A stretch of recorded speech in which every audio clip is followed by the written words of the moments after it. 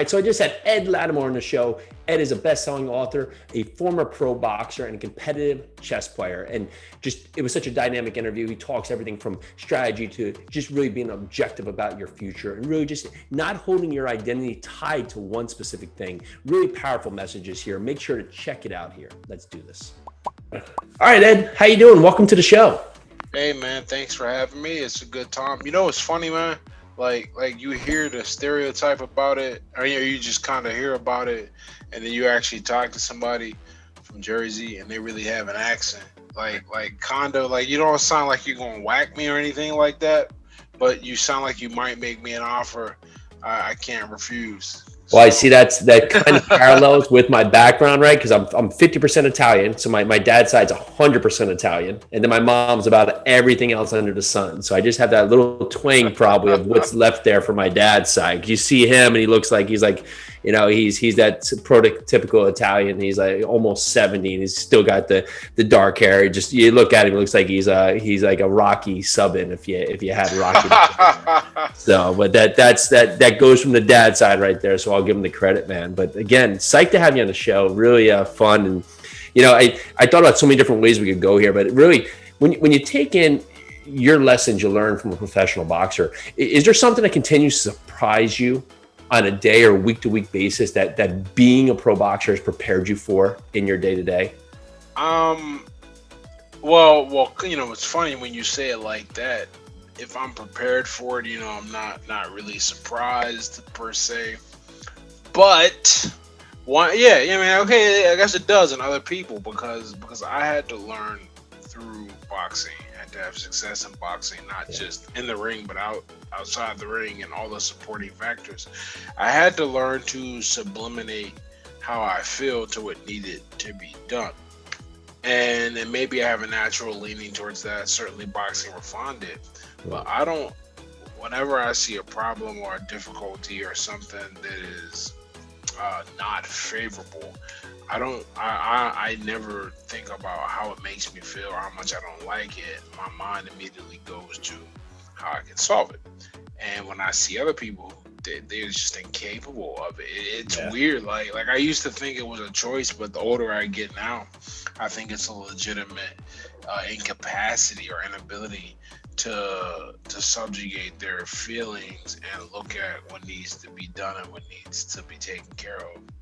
You know, when you talk it that way, because that was one of my questions, is that so someone has that and they're not capable of doing it. Is there any other workaround that maybe they could potentially think about? You know, I would love to give somebody a bunch of hacks and tricks and things like that. But the reality is,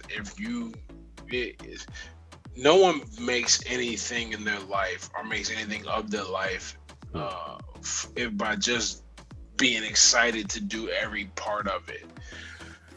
There are miserable aspects to everything, and generally speaking, and this is the part no one likes to talk about, generally speaking, the more attractive the outside result is, the more trying and difficult the process is to get there.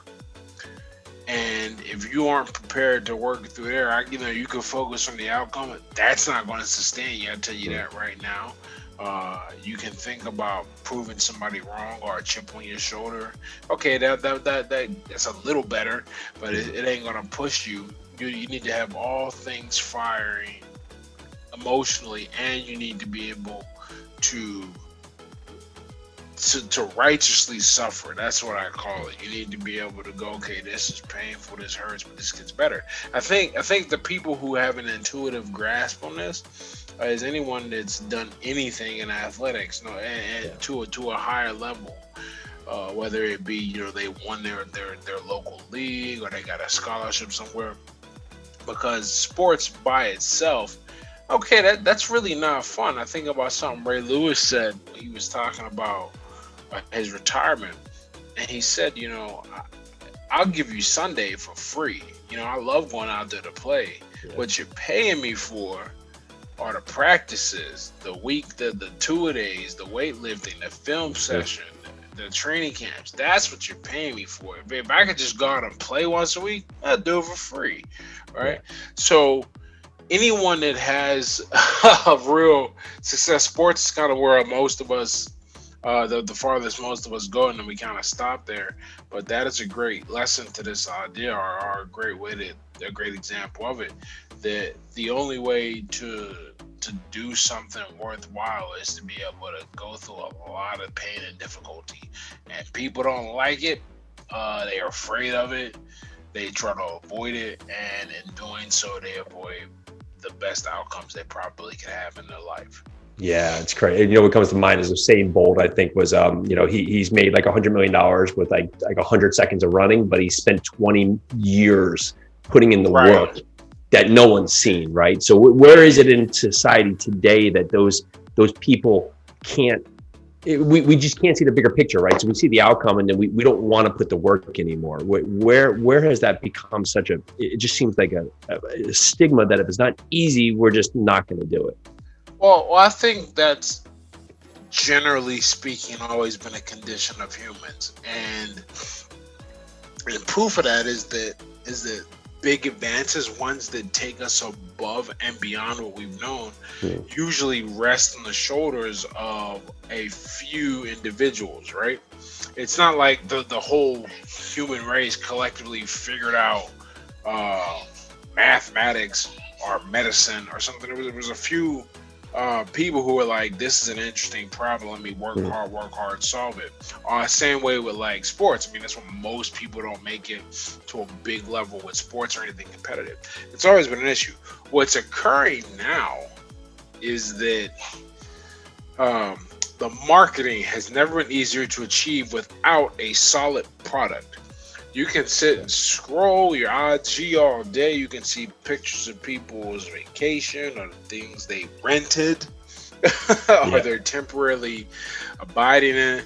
And that kind of creates this idea, this image that it should be quick and easy to get because I can see it and I can go get it. I can interact with it. In many ways, it's no different than training your mind to prefer pornography to real women because the porn is quick. You get on, you see it, and then you go, oh man, I'm not going to talk. I tried to talk to her and it was a hard conversation. She rejected me, whatever. I'm going to give up and go back to my porn. Same idea here. So, and on top of that, I think the penalty for an average to below average life is way less severe than it used to be. Yeah. And this is what I mean. People don't talk about this. You know, they talk about the downside. I see tons of posts where people mention, the minimum wage hasn't gone up, and a bunch of billionaires have got super wealthy while the average American wage has stayed the same. And I think about it, and I'm like, okay, on the one hand, you're correct. On the other hand, what you can do with $1,000 per month as a single person is incredible. You have access to all the entertainment, the healthcare. Maybe not 1,000 in some places, but my point stands for like 85% or to 90% of the country. Yeah. You have access to all the entertainment. You can put a roof over your head. Food has never been cheaper or more plentiful. And you don't, and no one's forcing anyone to get married. Not that they were ever forcing them, but it's no longer an expectation. So much has changed that it's really an easy life, you know. And guys don't have to be successful to get laid. I mean, it's absolutely, it's an easier life. Yeah. But what do people do who have never struggled for anything to do? They are ungrateful, so they see all the things that they don't have. Instead of going, wow, you know, 50 years ago, if I was making this wage at this age, man, I might be a bit of a loser. I might be a bit of an outcast. Now, that's kind of standard. Yeah. You know, it's funny because you look at, I think it's if you make over $30,000, you're in the top 1% of earners in the world, right? Or right. It's crazy. You know, I every 4 years, there's an election. And you see the same retort about, I'm going to leave the country whatsoever. Well, I've done it, okay? I said I'm going to go live in Portugal for a little while. And in doing so, I get exposed to a bunch of other people who have done it. And you know what I've learned? It's really easy. If you really want to leave, it's super easy. Like there is like no barrier. The barrier is figuring out how you're going to make a living. Since you still want you want the perks, Yeah. of being here. You don't want the other part. As I like to say to people, you can have anything, you just can't have everything. Yeah, I lived in Europe for a while. I mean, it's been like 15 years from now, and I just remembered like certain things that we just take for granted, like health insurance. Like there was people walking around Italy, and they would just like take a scarf and like their arm was broken, and just like wrap their arm because they didn't have health insurance, and they were like, oh, I'm not going to go, do this or whatever they were doing. So Yeah. they did a little sling, just wrapped around, just rolling around. And I'm like, well, that's something I take for granted, right? And we forget these easy things that honestly we have. Most people that. We have a lot of complaints out there, but I mean, how many people are like, yeah, I'm broke, but are rolling around with an iPhone, like exactly. These things are like the little one I have. I bought it about 2 years ago, and it was $800. Yeah. If you like if you have the ability to make a complaint about your economic situation on an $800 device, I think that there's some disconnect. I mean, there's so much disconnect because people aren't grateful. They're not good at noticing what they have. They're very good at noticing what they don't have. And from there, all types of ridiculousness kind of springs up. How can we change our perspective? If right now our focus is wrong, what are some of the key identifiers for taking that and turning that around? If I was first, you have to expand what you know. It's really unfortunate. People just don't know. They don't have a clue. And if you don't have a clue, you think that your world is the world. Yeah. And however you feel about your position in that world, that's all you know. Okay. But it's not until you see other places, other people, educate yourself on the way things have been, or not the way things have been, how the way things are in other places around you. Because we're not just citizens of one country, we're citizens of the world. I got a great kind of story to illustrate how far this thinking goes. But once you do that, then you're able to go, okay, perhaps it's not so bad. There are some people that are going to be content looking at and just only looking at complaining because they don't really want to do the work that comes with creating a better life. They want to talk about it and hope it just kind of falls out the sky. But the point the story I was going to tell about the problem with a super focused or not wide worldview is I've been having a series of debates with people, and I don't pay attention whatsoever to politics. I don't even vote. I don't pay attention. It's one of those things that I refuse to let in my mind as it is now because it's so derisive, and I mean for other reasons too. But I needed to preface what I'm about to say with that. And so people go, okay, they're blaming Trump's response to the virus for the lives lost. And all I do is look at data. The difference is I look at data based on the entire world. First of all, my thought, even without making that argument, without looking at data, is that here's a virus that affected the entire planet. It didn't come to the U.S. and go, okay, you guys with your terrible leadership, I'm going to attack you, right? Yeah. No, that's not what it did. So you can look and see that they were releasing like all-cause mortality reports in all the different countries, and it turns out the U.S. is in the middle of the pack, man. Like some places handled it worse, some places handled it better, but no way could one look at the data objectively and ever come to the conclusion that we had more deaths than we should have because of how we responded to it. But how does one come to that conclusion? Even in the face of data, I was shown this data, not even argument. They're Americentric. And so in this context, Americentric is that the worldview, America. Also combine that with that lack of gratitude. Yeah.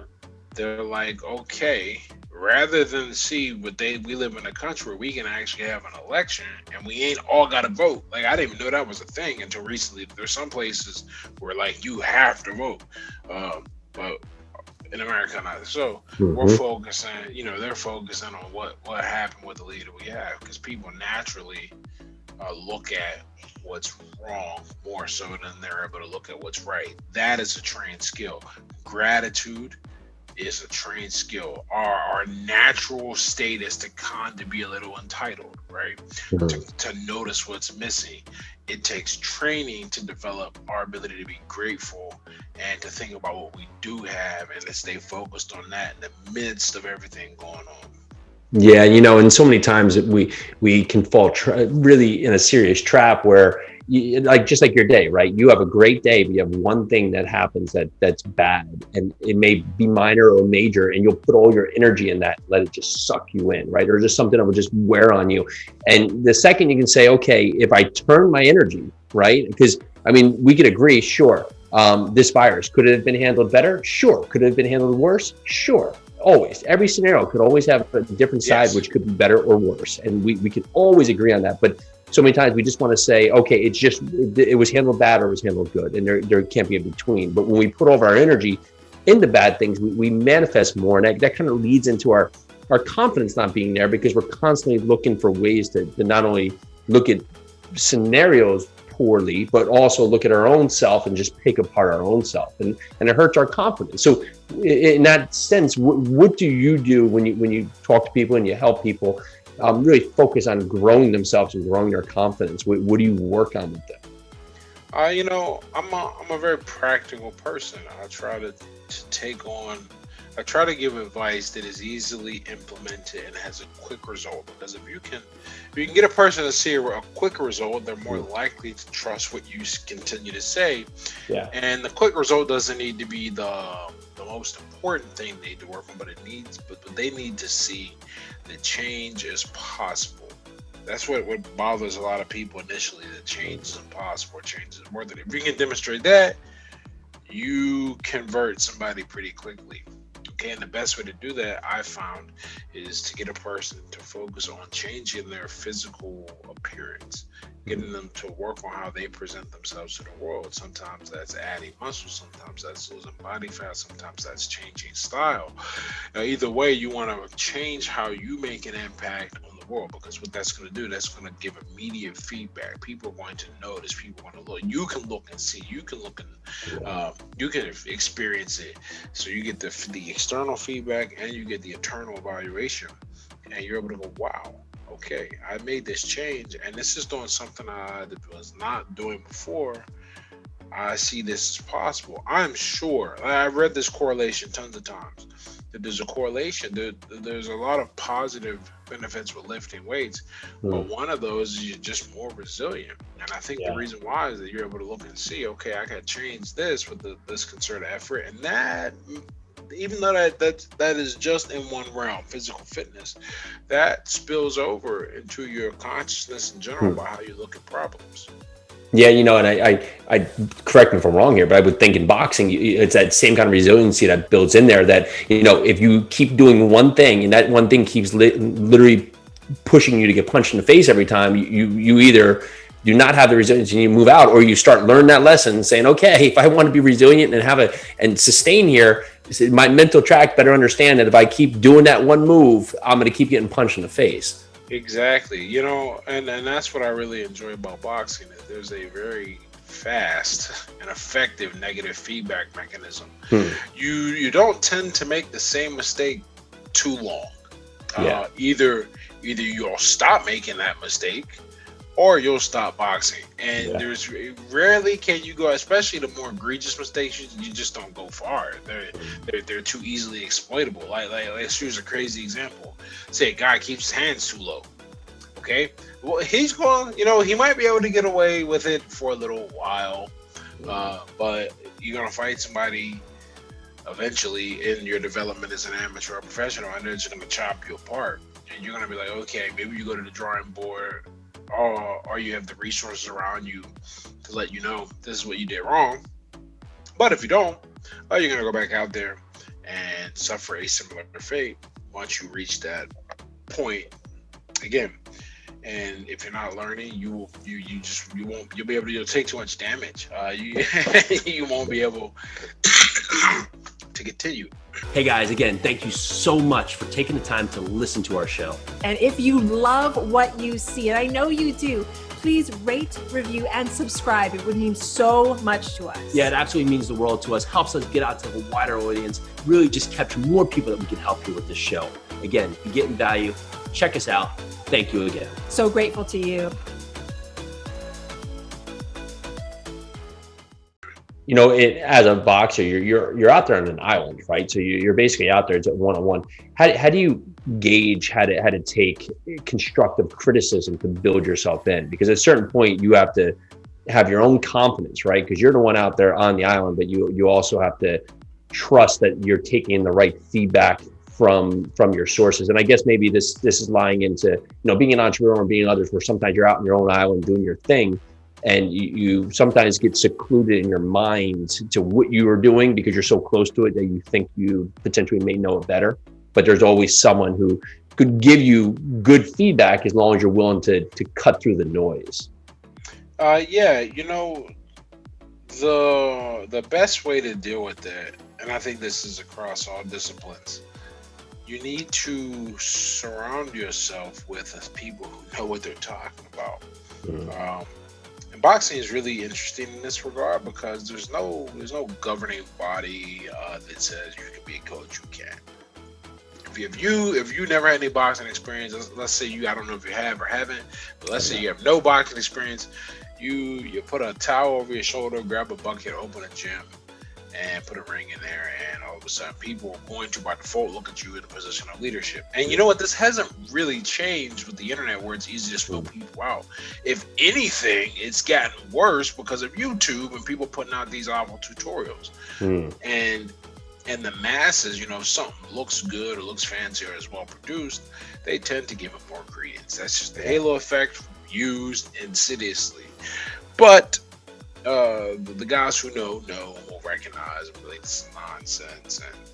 And if you're unfortunate enough to end up in a place like that, you just gotta look at what's going on around you and what's happening within. Like when I first started fighting, I went to the gym I could get to. I didn't know anything about the people there or the records or anything. I said, this is the gym I can get to.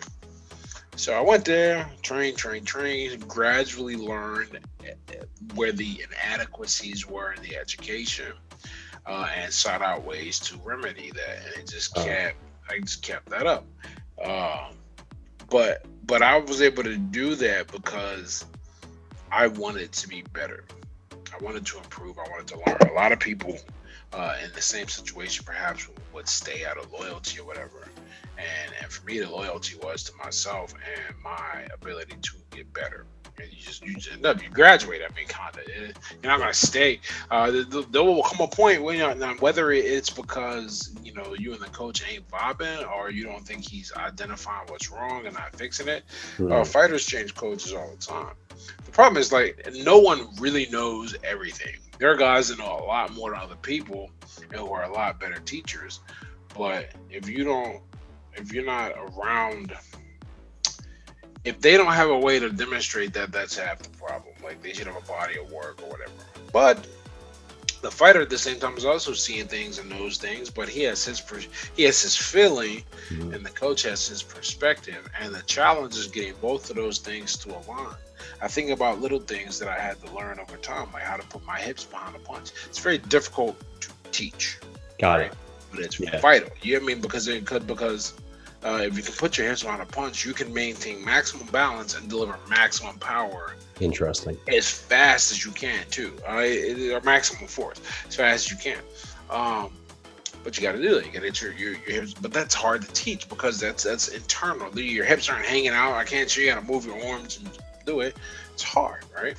It's like one of those things where the coach says something that one day, and you may not get it for like a month, 2 months, 3 months, and all of a sudden he says something one day just slightly different, and all of a sudden it's like that light bulb. You're like, oh, now you would say, there you go. Yeah. I remember when I finally learned how to throw a jab correctly. It was just years being told, do this, do that, do this, and doing different exercises, and then it hit me, and I was like, oh, that's how it's done. And I've never had a problem since.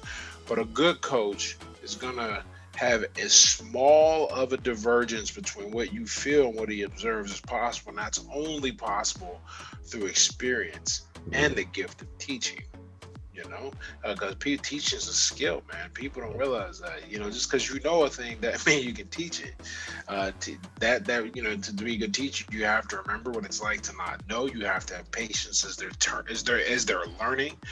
You have to anticipate kind of the difficulties and figure out the best way to remove them. Not every method is the same for everyone. You need to be able to hear real time what the problems are and then react to them accordingly. It's these little things that if someone can teach, they're going to just get more opportunities to refine them. And if they can't teach, they're not going to get as many opportunities because they're going to have fewer students. That's interesting, right? Because we all think everybody's kind of on our level, but when you go to mentor people, you think about, at some point I didn't know this, right? Or some people at some point I didn't learn this. Or I have to understand that this person is going through that step that was unlearned for me, whether it was last year or 10 years from now. Is that one of the effective ways to help people along their journey to get where they want to go? Absolutely. One of the things I've done, I spent quite a bit of time, probably between 2016 and 2018, 19. I actually just took on somebody now again, but is being a tutor for math and physics to kids. And I did that because, at first it started for money. I needed to get paid. I was broke. But then it turned into a hobby. One, because I enjoy teaching, but two, there aren't a lot of people who have the grit and resilience. I took calculus 4 times before it made sense to me. Once I got it, though, I got it. I had a tough time with differential equations, but other than that, everything else was super easy. I bring this up to say, I enjoy teaching and breaking it down because for me, no one was there to do it for me. And I know how much of a difference it makes when someone is there to show you how to do something that is perceived to be mystically difficult. Right? Like you need to have a talent. Like people think they're math people or whatever. Like, no. There's no such thing. There are just correct methods and approaches and incorrect methods and approaches. The problem is most people don't understand what a correct approach is. It's the same on boxing where anyone can go, I'm a coach, boom. Okay. Well, what have you done? And it gets even foggier because fighting is like anything else. You're going to have some people who are just talented. It doesn't matter who their coach was. Once they learned how to throw a punch and get in there, they were going to go very far. They were going to win some players. You're just conned up around, but it's not the case with everybody. But when that guy happens to go to cross paths with a mediocre coach, all of a sudden the coach looks great. And then we have a problem because that's even harder. I mean, because it's one thing to look at a guy's resume and go, there's not really anything on here. Okay, it's a totally different ball game when he's got a champion or two, and then when you get one champion, you attract other high caliber fighters. Yeah. And now you get a stable of guys that could fight before they came to you. You didn't build them from the ground up, and that bestows a level of or the appearance of expertise that will suck in every other fighter. And people will come in and go, oh, it must just be me. I'm not getting it. He trained all the other great fighters. And that's not true. Got it. What's true is that a good teacher is going to be able to correct you and fix that regardless. And good teachers are few and far in between, I've learned, in all domains. I would find, for boxing, and I haven't boxed, but on that part, you start and you're fresh and you're raw. I mean, you have so much you can mold. So ultimately you're going to get better. But when you become this elite boxer, that coach is going to come in there and either they're just not going to be ready for that boxer because that boxer is just so developed already or just so cut in his ways, or they're going to be able to be that great coach or that great teacher that finds that one piece, like maybe like you said, like their hands are down, like or whatever, or like their jab's not as effective as it could be because they're keeping their elbow down or whatever they're doing, and that one piece is the focus right there, and that coach is worth every penny because or every part of it because they're able to correct just that one little thing. And that's sometimes the difference in a lot of world is that people who stay in like a kind of good area just don't have that one person to say like, listen, like you're doing kind of good, but to be great, all you got to do is make this like little, like this 10% change here, and that will take you over the top. Would you feel the same? Yeah, oh, for sure. Because here's the thing: improvement follows an S curve, and an S curve in mathematics is where the initial Hmm. is exponential growth, and then it becomes logarithmic, like an S. The place that most people are familiar with this is like with lifting weights. You Yeah. initially start throwing up weight. A beginner makes incredible gains. You're like, how is this possible? Then after a year, their gains look more normal, and then after 3 years, it takes so much energy to change how strong you are that it's like not even close. Like there's nothing you can do. Okay, almost. And it's the same thing at levels of improvement. Initially, great strides, right? Level there, and then you get to the logarithmic part of the curve where it's almost horizontal. Your rate of growth, and so every little advantage you can get makes a big difference. Every little one, but there's so few little ones to get because you have so many already, you know. And so like they say, the enemy of being great is being good. Hmm. Yeah, Because when you're that's good, right. when you're good, you can do a lot and go far, and almost no one's gonna question you. But then you have to go, okay, what am I lacking? I remember I had a student who was getting ready for the AP calculus exam, and I'm like, okay. Normally, people come to me when they're trying to make it through like algebra or like trig, but you're at AP Calc. You're not a dummy. Like, Yeah. so I just sat back and looked at what was going on, and I realized all I'm doing, like, they understand the math. It's just that we have to improve the process. And I go, okay, boom, boom, boom.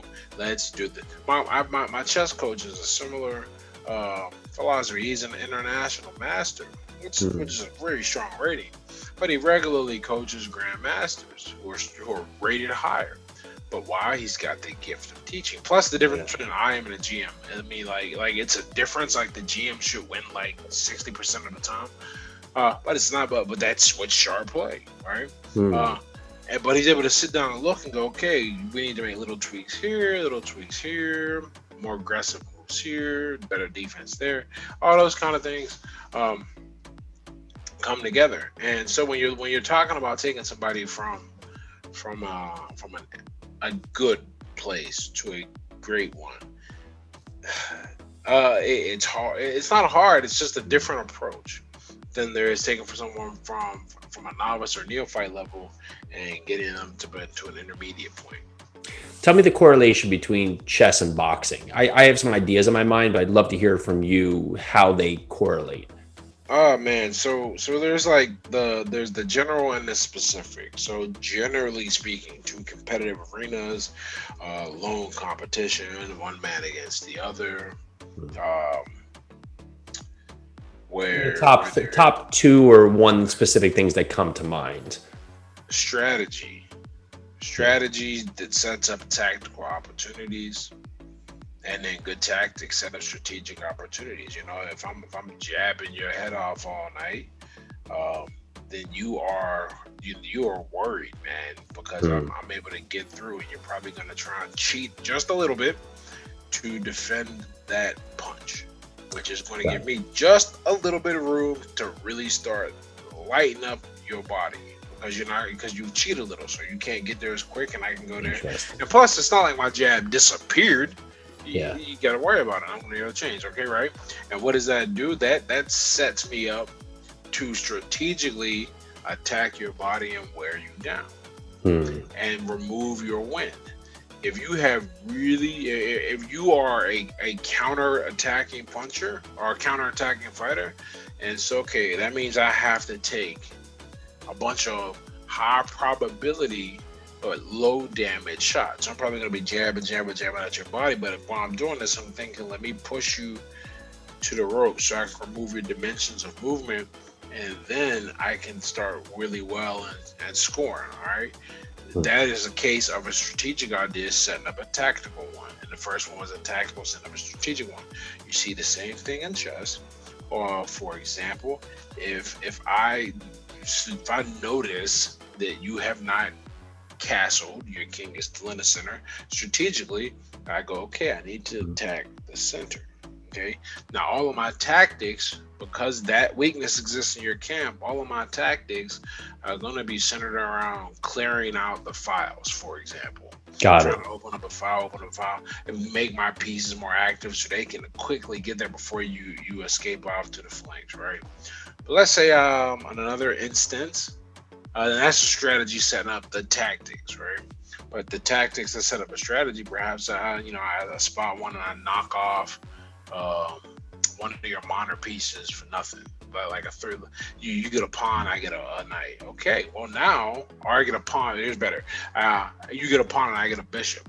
Well, now whichever bishop I got, that color is wide open and vulnerable, and I can really start putting together an attack on that color. If I took out your white bishop, well, I know that probably you're gonna have a tough time defending an attack on a castle king, especially if I can get your rook to commit and defend the center a little more.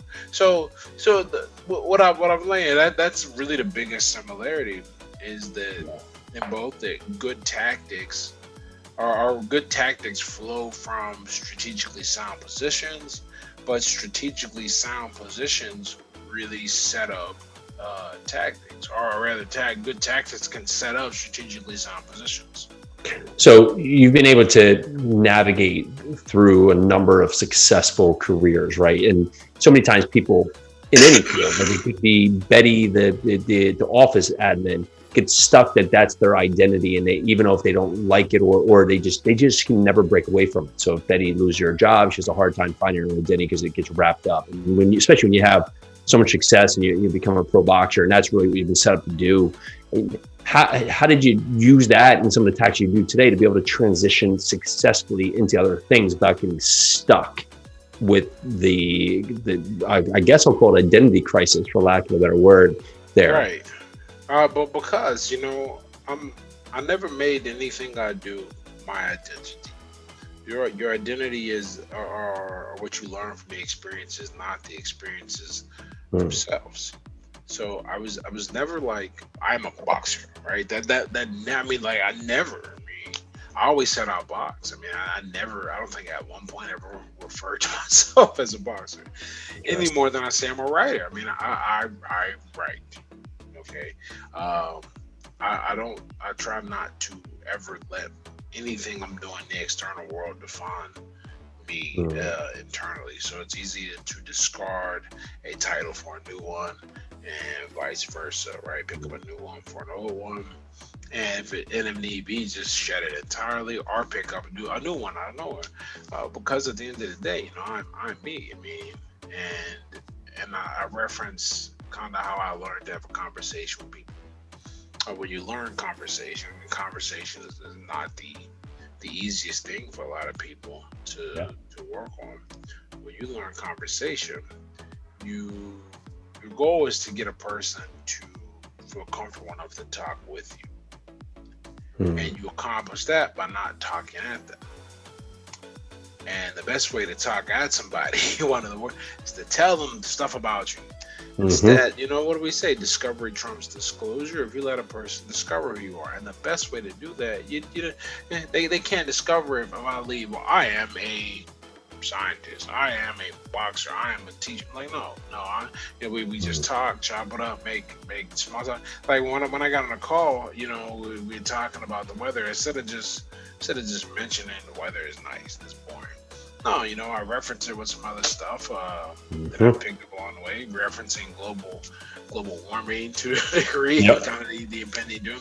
Likewise, when you start recording, the first thing I mentioned, something kind of neutral but funny and a little edgy, is your accent, and that sets off another conversation. And from there, we can just pick and choose. And now it's an enjoyable process, and it's a process that is completely free of ego or completely free of identity.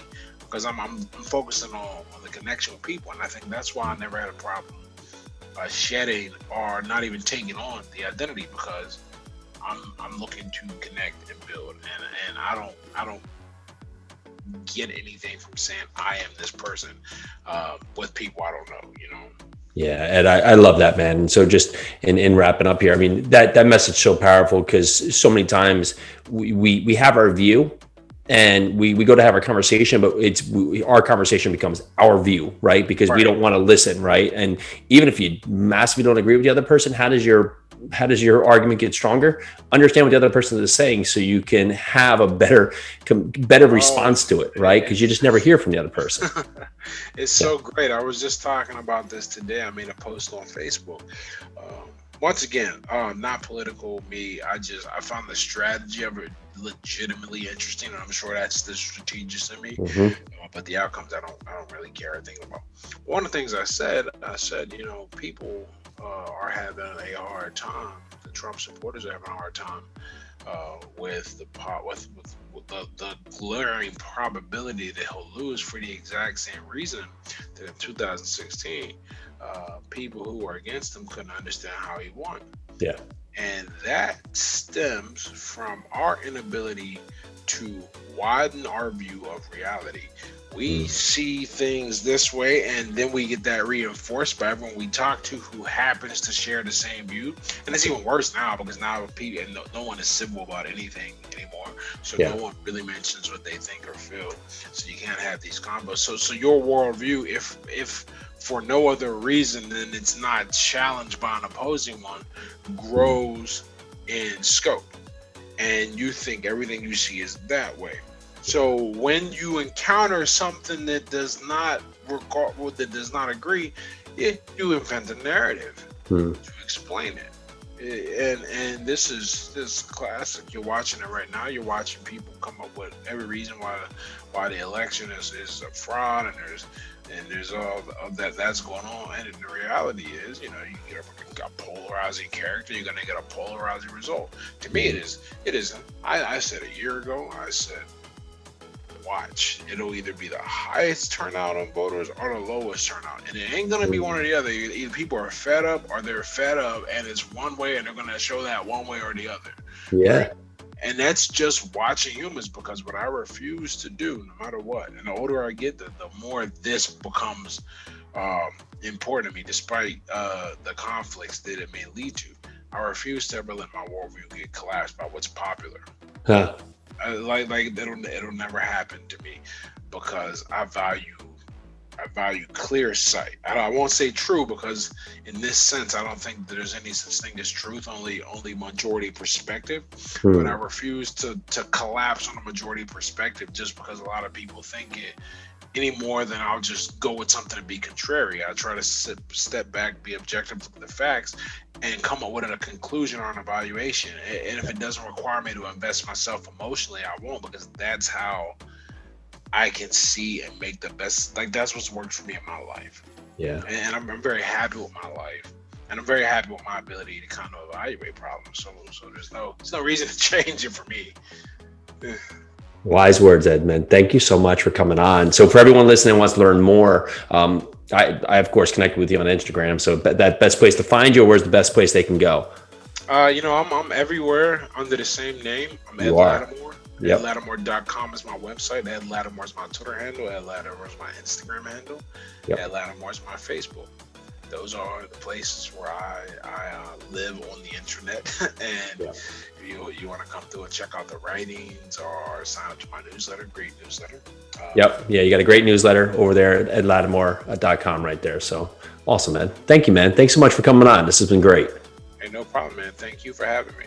Awesome. All right, everyone. You heard it here. Go check out Ed. Done a ton of fun stuff. Pro boxer, professional writer, moving into soon to be master chess player. Got years in you. Oh goodness, man, I'm at the weird point in my development as a chess player where, like, there's a lot to learn. You make little mistakes, you refine, but I'm persistent. Plus, it's a low impact, and I can play forever. It's not like I gotta figure this out before my knees go out on me. Yeah, we'll see. Awesome, man. Thank you so much for coming on. Super appreciate your time. Hey, no problem, man. I appreciate you having me. Okay. Join us for your second cup of coffee every Monday through Friday at noon. Live every day, bringing us our best content we've done so far. Super excited, super engaging, bunch of great guests. We're here to answer your questions, and we so appreciate you listening. Make sure to check this out. Can't wait to see you.